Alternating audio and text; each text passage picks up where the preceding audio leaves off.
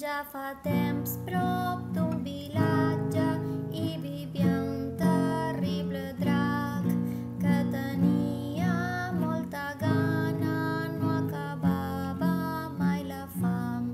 La gent del poble esporuguida li donaven per menjar tots els animals i bèsties fins que ja no en queda cap. Fou llavors que